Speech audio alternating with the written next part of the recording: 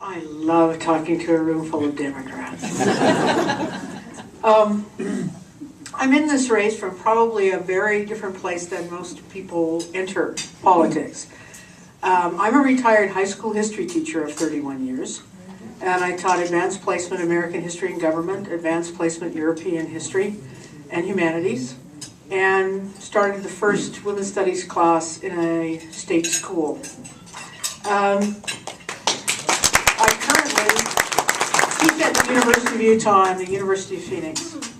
And I entered politics by being an activist. I am a lifelong Democrat.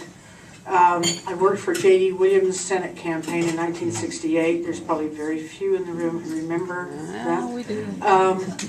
And then, ironically, for Scott Matheson's successful bid for governor, Wayne Owens, whether he won or lost, Karen Shepard, Patrice Arendt, Carol Spagman Moss. I've worked on political campaigns all my life. Never thought I'd be on this end of things. What brought me here, ironically again, is a Craigslist ad. I was working on passing health care, and I was in a group of coalition of progressive Democrats, some with environment, immigration, labor, LGBT rights, and so forth. And the common denominator was the inaccessibility of our congressman. And one of the young men in the group, out of frustration, put a Craigslist ad asking for a courageous congressperson that would not sell out to special interests or to corporate money. 20-something people answered the ad, including myself, and from that group I was selected in an open vote at the Salt Lake City Library Auditorium. That's how I entered politics. You can't get more grassroots than that.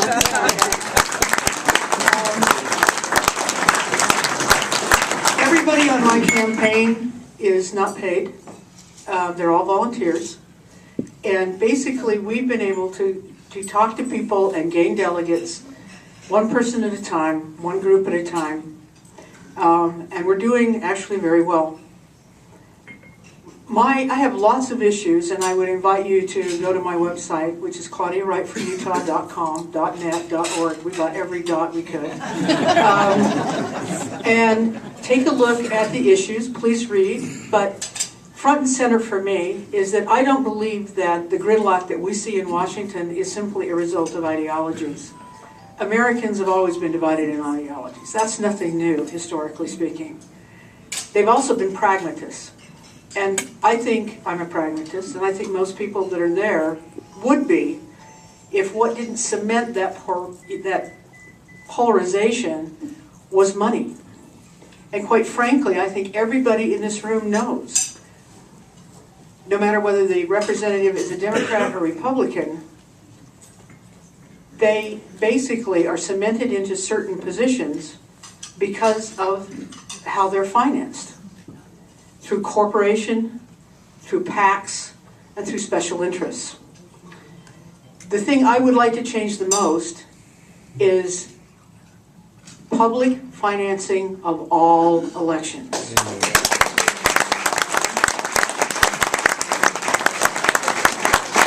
I really would like to start with the federal level because I think that's the most corrupt, frankly. Not that state elections aren't, but I think the federal elections are much worse. I believe that we need to limit terms. We need to limit the amount of time that people can run for an office. We need to basically review how we've done this. With the new Supreme Court ruling that we have, which gives unlimited ability for corporations to donate and doesn't even specify whether those corporations are foreign or domestic, which should scare us to death. We need to, as citizens in this country, reclaim our democracy, and we have to do it by representative, one election at a time. So what I'm trying to do here isn't just simply to gain a public office. We're trying a new paradigm of how elections should run. Many of you in this room will remember that this is how elections were done before the sellout. You went group by group, neighborhood by neighborhood, delegate by delegate, and you talked and you competed with ideas instead of dollars. That's what this campaign is fundamentally about, and that's what everybody in this campaign is working for. I feel like whether we win or lose, we've already won, but I'd really like to win. And the first thing for that to happen is that I need delegate votes at the convention. I'm sure those of you who know and understand the system realize that if I get 60% of the delegates, Mr. Matheson goes home. And that's what I'm hoping will happen. I believe that, in fact, I can represent democratic ideals in this state. I also think that there's many interesting things afoot in this election. And one of them is we're seeing record numbers of moderate Republicans joining the Democratic Party. What's going on the far right is frightening to people. Between the Tea Parties and militias, they're very upset. And what we're seeing is the moderates are shifting in and feeling more at home inside the Democratic Party than they do in the Republican Party.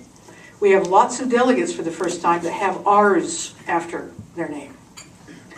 I believe that, in fact, I represent more of the moderate Democratic vote than my adversary, because I think he has moved so far to the right that he no longer represents democratic ideas and ideals.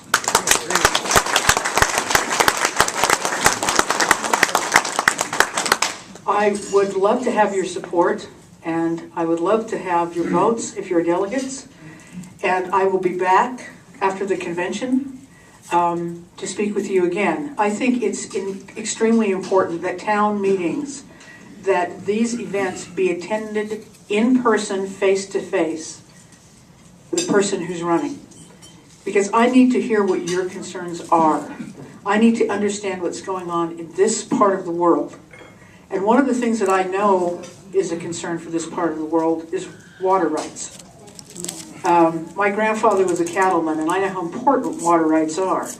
One of the things he taught me was, you live in a desert water is life. And we do not want to be shipping our water to the Las Vegas area. It needs to stay in the This is a growing state. You live in a growing area, and it has to stay here. I want to thank you for your support and for the really very warm welcome I've received in Washington County. You guys have been very gracious to me, and I truly appreciate it. Thank you.